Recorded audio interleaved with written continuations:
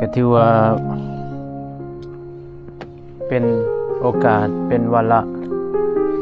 เป็นความโชคดีจากคณะจริกตุดงค์จากบ้านสู่ป่าจากป่าสู่ภูเขาจากภูเขาสู่ลำธารจากลำธารบัดนี้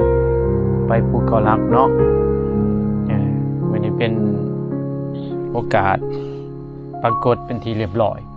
แถมนำฝนตกเมื่อกี้นี่ก็ได้หาบ่อนกลางบังพ่อมันเท่าแต่ว่าอาจจะบ่เต็มร้อยเนาะเป็นว่าความลำบากเป็นเครื่องอยู่ของครูบาอาจารย์ของผู้ประพฤติปฏิบัติธรรมถ้าเฮาบ่หาความเขาหาทุกข์เขาหาความลำบากเฮาสิหนีทุกข์หนีบ่ได้ถ้าต้องอยู่กับมันให้ได้อยู่กับความจริงให้ได้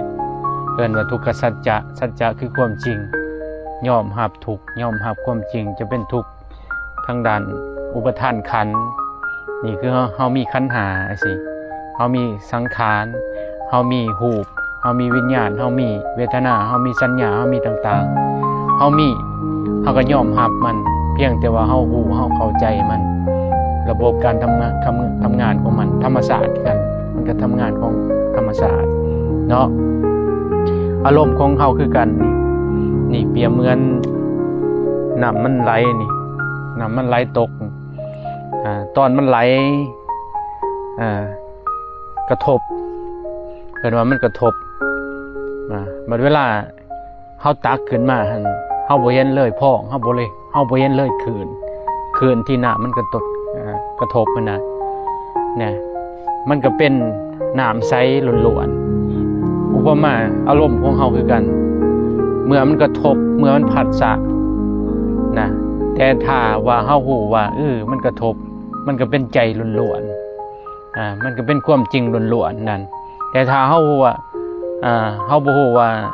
สิ่งที่มันกระทบมันเป็นอารมณ์มันเป็นอะไรเฮานี่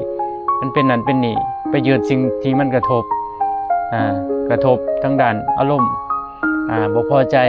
อารมณ์พอใจอารมณ์ปฏิฆะอารมณ์ขุ่นเคืองใจมานะหรือว่ายึดในสิ่งต่างๆมันเฮ็ดให้เฮาเกิดโทษเฮ็ดให้เฮาเกิดทุกข์เฮ็ดให้เฮาเกิดความลำบากเนาะนั่นฉะนั้นเฮาสิเป็นอิหยังก็สร้างเฮาเห็นความกระทบของมันน้ำเฮาตักขึ้นมาจากมันกระทบมันก็เป็นน้ำคือกันใจเฮาคือกันมันกระทบมันก็เป็นใจคือ